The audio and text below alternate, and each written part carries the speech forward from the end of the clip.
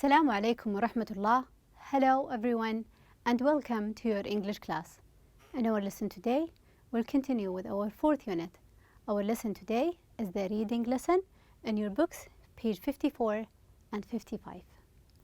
All you need for the lesson today is your books, page 54 and 55, a sheet of paper and a pen to take down your notes. So let's get started. You had a homework from the conversation lesson, which is to form a conversation between Khalid or Faisal and the telemarketer. We have spoken about Khalid and Faisal's experience with someone who called them a telemarketer. Choose Khalid or Faisal and form a conversation based on the conversation or the speech that they have told each other. I have chosen one of them. Good afternoon, Mr. Khalid. I am Kevin from a travel agency. How are you?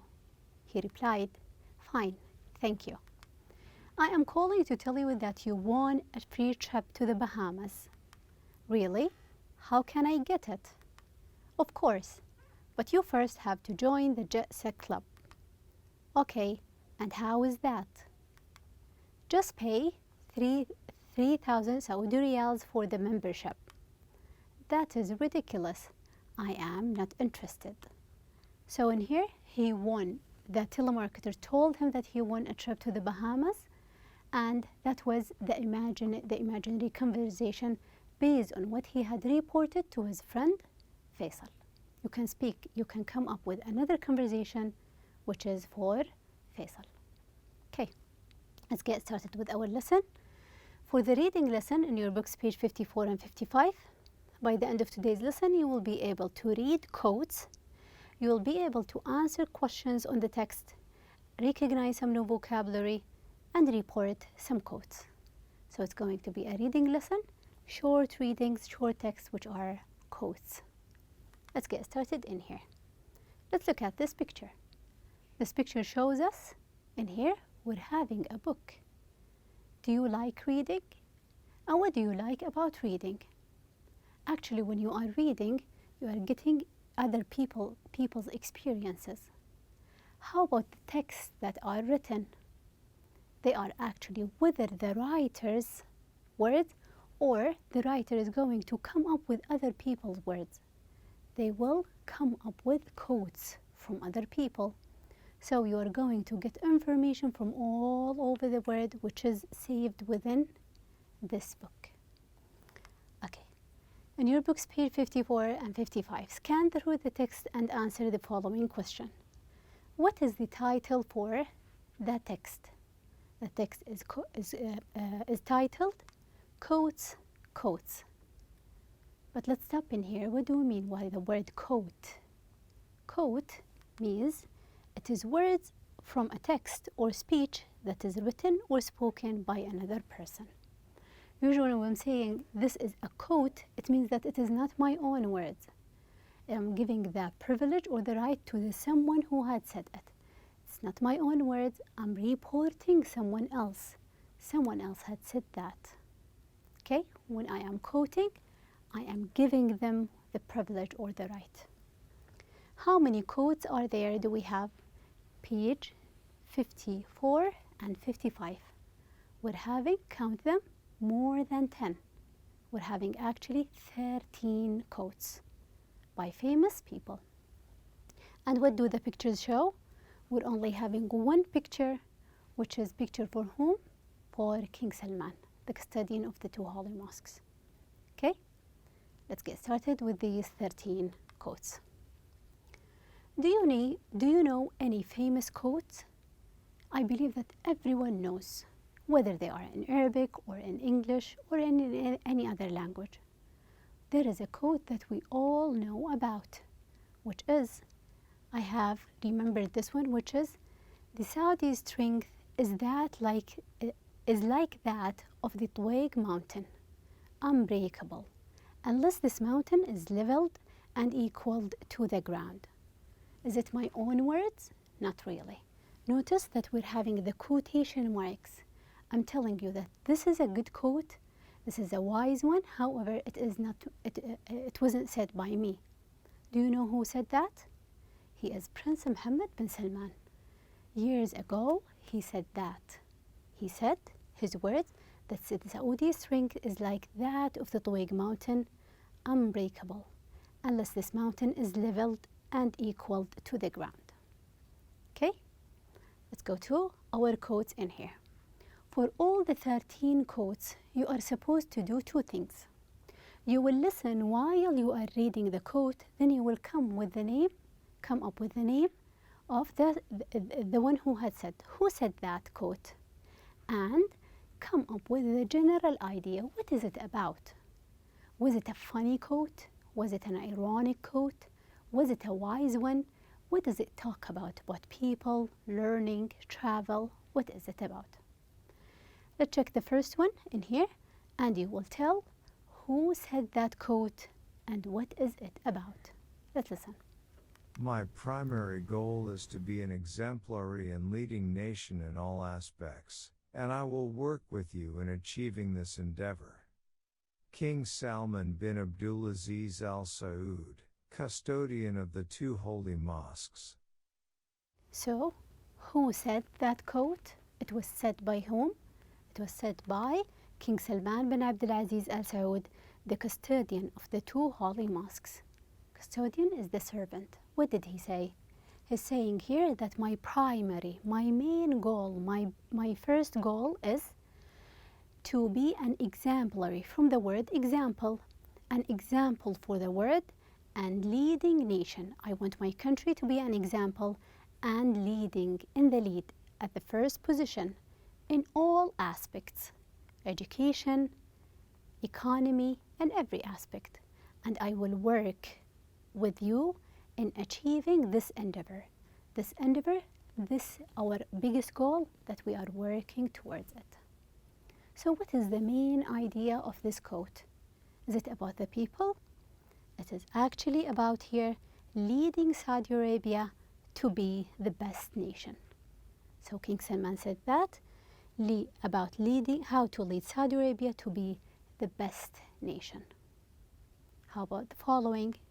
Here, listen and tell who said that quote and what is the quote about. 640K ought to be enough for anybody.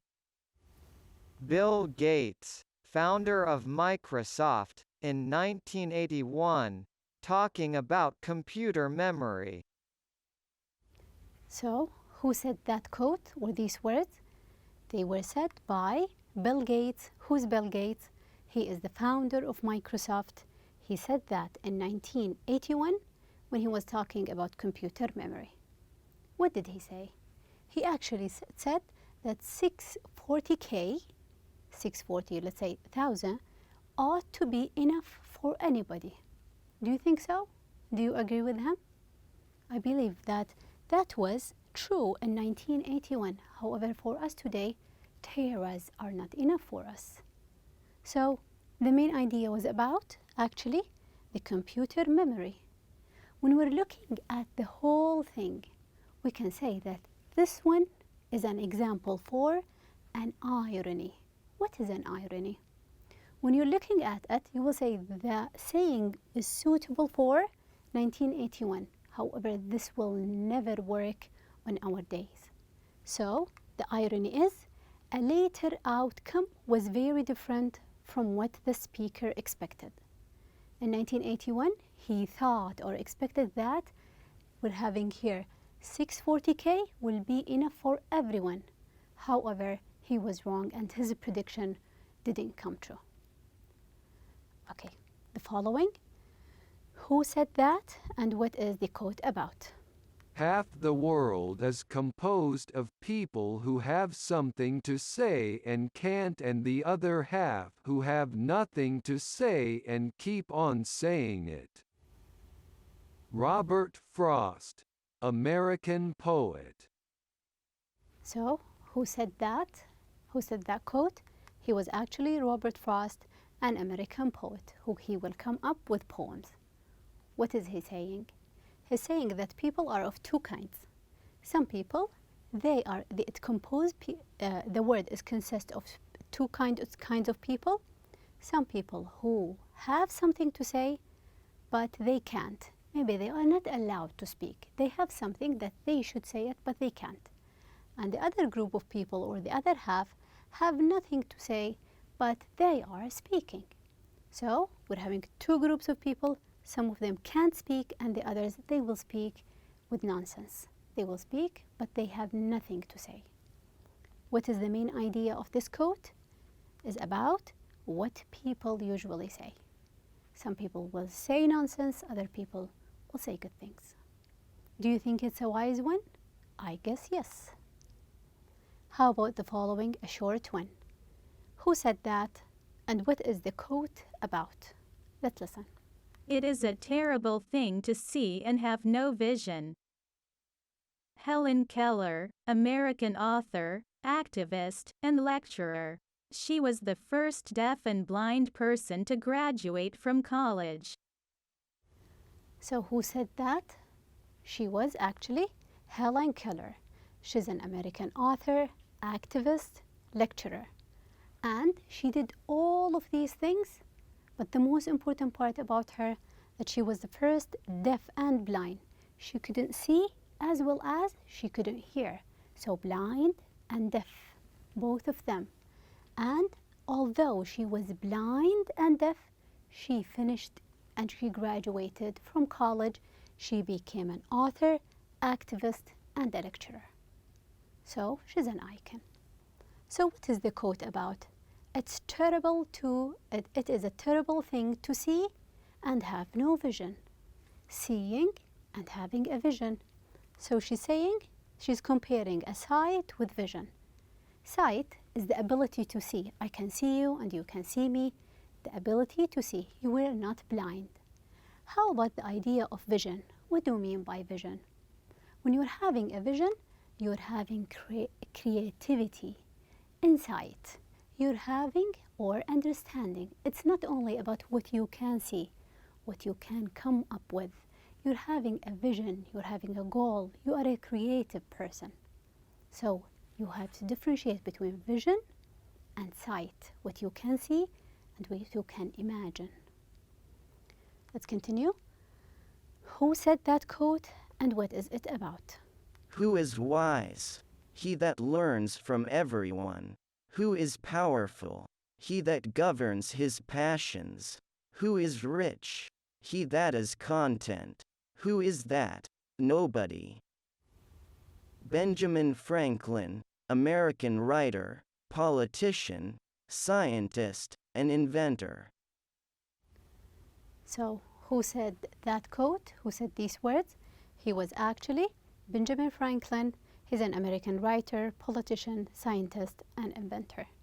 After all his life experience, he came up with this quote. He's asking a question. Who is a wise person? Someone who's having a vision. He is someone who can learn from everywhere. Not only from formal education, he can learn from books, from other people.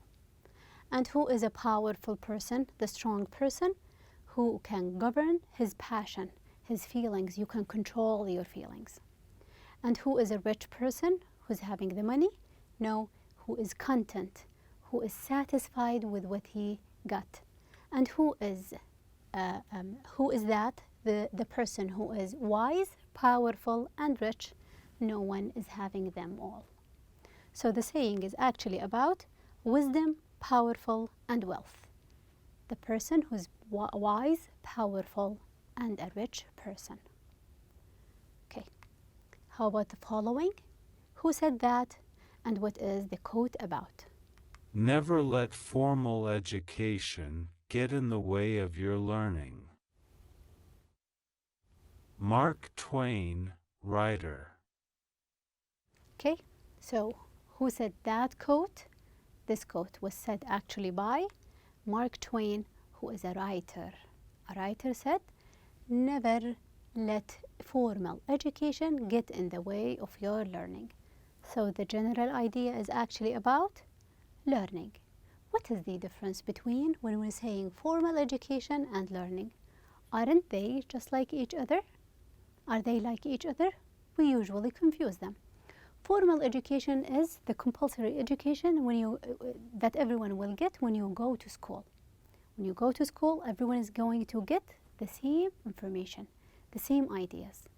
However, is that enough? No.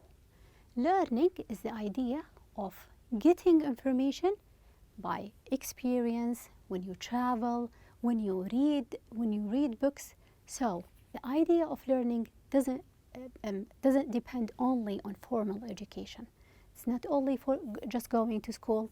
Going to school is one form of learning.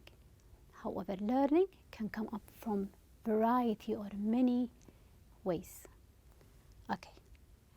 The following, who said that and what is the quote about? Let's listen. How could anyone govern a nation that has 246 different kinds of cheese? Charles de Gaulle, French president. Who said that quote? He was actually Charles de Gaulle, a French president. President, he is the one who will govern a country, which is France. What is he saying? The quote is about actually governing France. What is he saying? It's not an easy work to govern, to rule, let's say, a nation or a country that has 246 different kinds of cheese. How does it come? What is the meaning of cheese in here? Cheese will be a symbol for different people. We have diversity, people who are different, plus they are having high quality of taste. They can taste everything because they're having hundreds types of or kinds of cheese. So these people are different. What do you think about this one? Do you think that it is a wise one? I think that one is humorous. When something is humorous, it means that it's funny.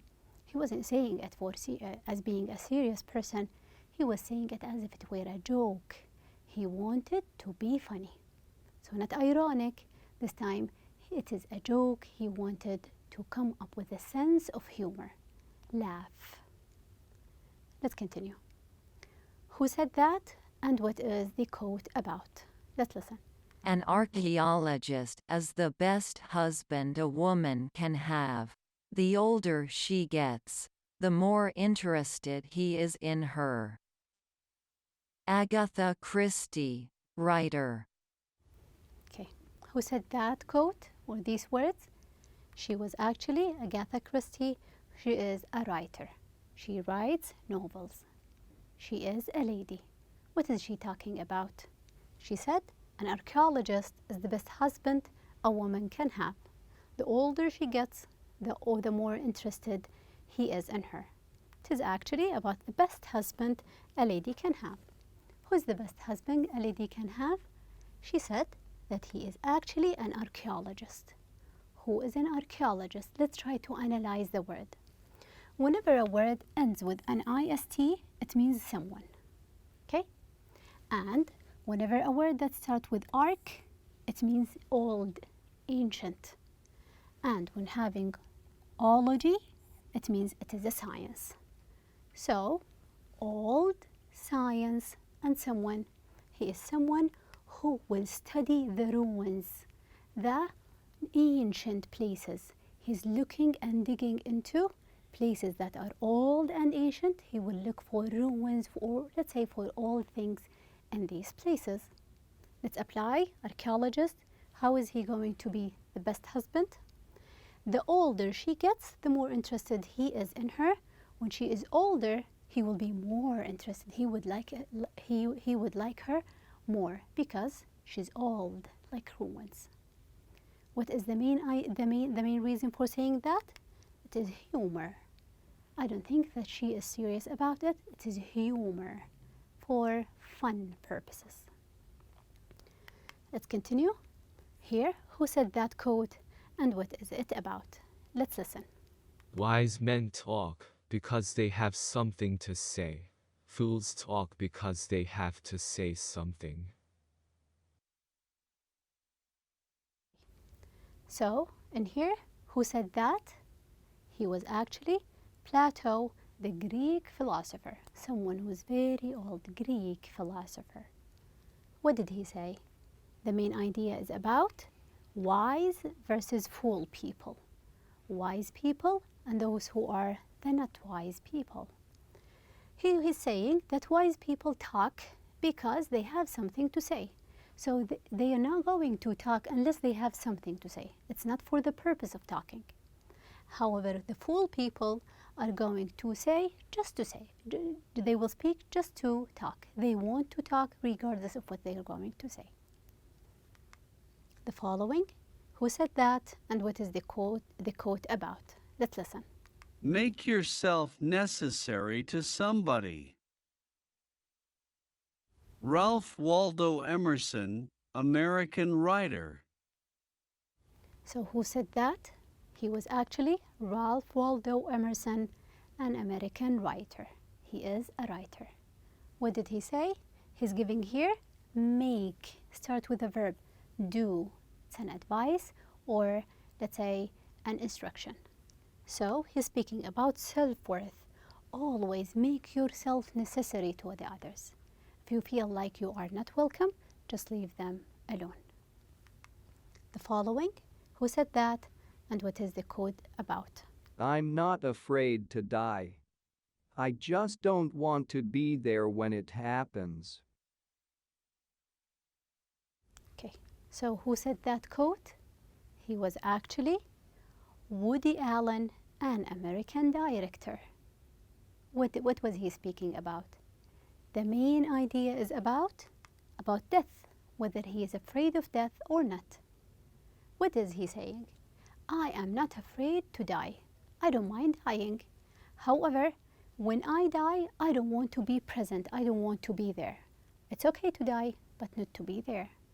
What do you think about it? This one is actually a humorous one. No one can die without being there. You have to be present. You have to be there. How about this one? Who said that and what is the quote about? Everything that can be invented has been invented. Attributed to Charles H. Dewey, Commissioner, U.S. Office of Patents, 1899. So who said that? It's been said by Charles H. Dewey. Who is he? He is a commissioner of the U.S. Office of Patent in 1899. What is he speaking about? The general idea is about inventions. What is his belief towards inventions? He said that everything that could be invented, I have seen all inventions. No one can come up with no inventions. Do you agree with him? After 1899, we're having many inventions. Many people came up with no inventions. So it was actually an irony. He said that at his own time it was right. However, if it were a prediction, it didn't come true. The last one in here, let's listen. Those who do not complain are never pitied. Jane Austen, writer. Who said that quote? She's a lady actually. She was Jane Austen. What did she do? She was a writer. What did she say? She's speaking about what? About sympathy. What is the idea of sympathy? If you don't complain to other people, if you don't tell people how you feel, they will not feel sorry for you. So the idea of pitied is be like, I pity that, I feel sorry. So those people who will not tell about how they feel, how they feel, the other people will react to them. They will not feel sorry for them. They will not pity them. Okay, in your book's page 55, let's answer whether true or false. Robert Frost said that half the people in the world don't say what they want to say. This was his quote or his saying. Do you agree? No. He said half the world is composed of people who have something to say but they can't, and the other was people who have nothing but they kept saying it. 2. Bill Gates believed that more than 640K memory was unnecessary. So what did he say? 640k ought to be enough for anybody. Yes, he said it is enough. Jane Austen thought that people had no sympathy for those who complain. Those who do not complain are never pitied. False. Okay. Number 4. Mark Twain said that people shouldn't let formal education stop them from learning. Never let formal education get in the way of your learning.